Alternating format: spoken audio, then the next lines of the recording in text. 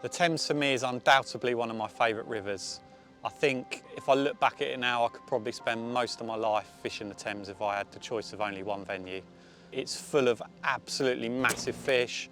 There's obviously perch, pike, and then what we're talking about today, barbel and chub. They're littered all the way through the Thames, various different stretches. They can move between the weirs, the locks, which makes things really, really interesting. But overall, most stretches hold big fish. To be consistently good and catch big fish on a regular basis, it's about putting loads of effort in, really.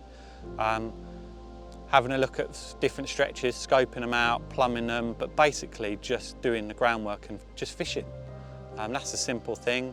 Trying different stretches, see how you get on, move around, and ultimately, in the end of the day, if you're doing it right, you are going to bump into some big fish.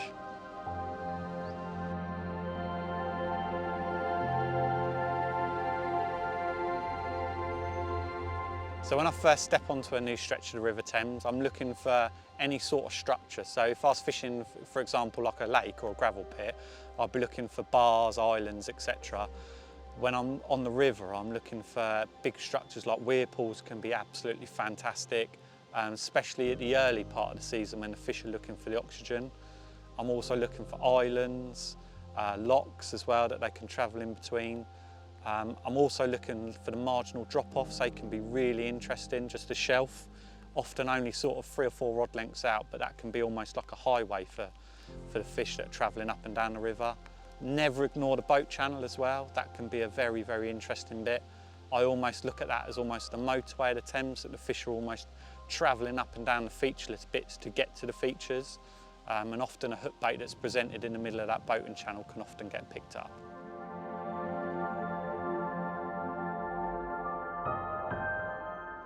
So when I'm looking at potential stretches to fish on the River Thames, the homework often starts at home.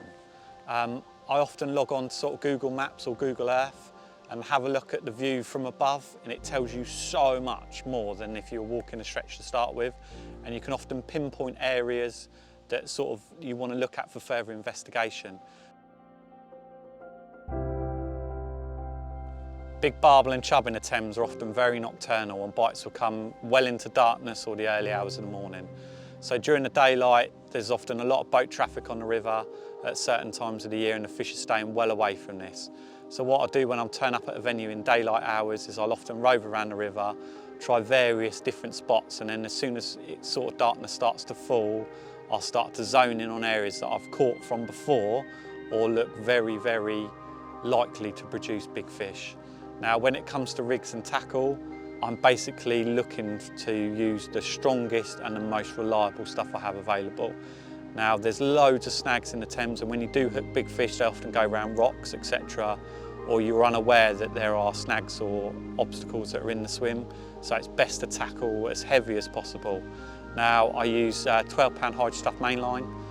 This stuff is absolutely bulletproof. Now, it does sound quite heavy if you're chub fishing, but believe me, you're not overgunned. You're very likely to hook big barbel, carp, etc. So you need to have the tackle that's going to land these fish. Then I run down, I have a small little tungsten back lead, just positioned probably a metre or so up the main line.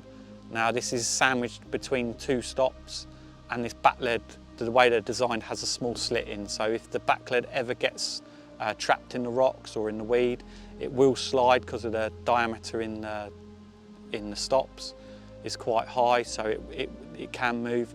Also, the back lead has a slit down the side of it, so if it does get jammed, it will just simply pull off the line and you're back in contact with the fish. Then I like to use an inline lead rather than a running lead or one on a lead clip. I think an inline lead offers much better hooking potential when the fish picks up the rig, especially in comparison to, say, something like a running lead or a link ledger that a lot of other people use. Inline leads also have great hooking properties, so you'll find that you won't get loads of little twitches and the fish will sort of pick the hook bait up and can muck about with it. Generally, with the rig that I use, if they do pick the hook bait up and turn, that hook's going straight in the corner or the bottom lip, and you'll get a very good positive indication. Moving down to hook links, I'm a massive fan of fluorocarbon. Once it's all tied up, sort of 10, 12 inches long, I love to straighten it out, give it a nice pull between the bait and needle. This makes it sit beautifully on the bottom, and it just sits absolutely perfectly. Moving down to the hook, there I just use wide gap Talon tips, my favourite hook pattern ever. Generally in size 8s or 6s, sort of standard lovely beak point hook on it. They're razor sharp and they do just a job for all my river fishing. And then when it comes to hook baits and freebies, I'm a massive fan of boilies. Don't use paste or pellets, just because generally that they can be whittled away by small fish or can attract bream that I don't really want to catch. When it comes to size of bait, that can be quite important. There are stretches of the river that don't hold many bream, so you can get away with sort of 15, 16 mil boilies. But then other stretches, for example, they have loads of small chub or small bream in, and you want to be up in the size of the baits to 20 mils. When it comes to sort of feeding swims, that all comes down to experience really on what else is in the stretch. So some nights I might put sort of 40 or 50 boilies out and fish a couple of rods straight over the top. That might seem a lot of bait to some people, but on a big river like this and you're fishing for big fish, it's really not a lot of bait at all. And then other times when the conditions are really good, like for example today, it's very overcast, mild, and we've got rain, I'd probably put sort of 80 or 100 out to start with and then sort of gauge it from there. And then if I'm getting bites, I'll top up. Just sort of going back to the rig, one thing I did miss is I'm a massive fan of PVA bags. So what I like to do is, once a hook link's straightened out and I've got a hook bait on a hair, I like to make a small PVA bag almost into a triangle of 3 baits, and then I thread that down the hook link and then very carefully sort of push the hook up in between the PVA between the 2 boilies, making sure that the hook point doesn't get masked. This creates a lovely pile of freebies around the hook, but it also has the added advantage that it makes the rig sort of lay out properly, and it also eliminates tangles. Last night we settled into a beautiful swim on the River Thames. Got a couple of rigs out just before dark and baited the swim, and it was really nice to sort of put the theory into practice. It was only sort of 90 minutes after getting a couple of rods out that we had a really positive bite, and we managed to land a chub sort of just under £6. Really nice conditioned fish for this sort of time of year.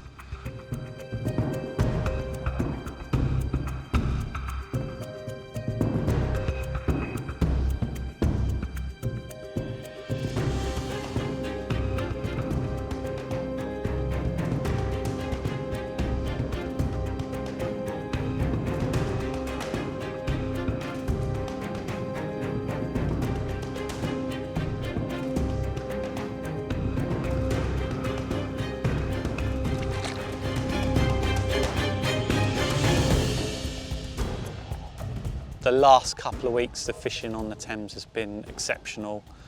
I fished it sort of this time last year and the weather conditions have almost been like chalk and cheese. We had a very, very hot spell last year.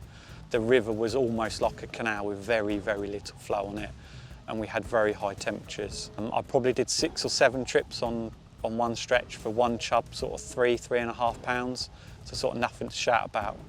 But then you look at this year, and we've got absolute polar opposite. As I sit here today, you know, it's raining, it's overcast, it's almost autumnal conditions for sort of July and early August, but the fishing's been absolutely exceptional. We've got flow on the river at the moment, the fish are feeding, and some of the fish that is produced have been remarkable for this time of year. Just for a few examples, I've managed to fish a really nice barbel of 16.2 just a couple of weeks ago. Really nice conditioned wide fish, and one that I was really happy to catch. And then only a few days later on that same stretch, I went back for another go and had a 7.2 chub, which was, you know, for this time of year I was absolutely blown away by it. 7s in the summertime aren't easy to come by.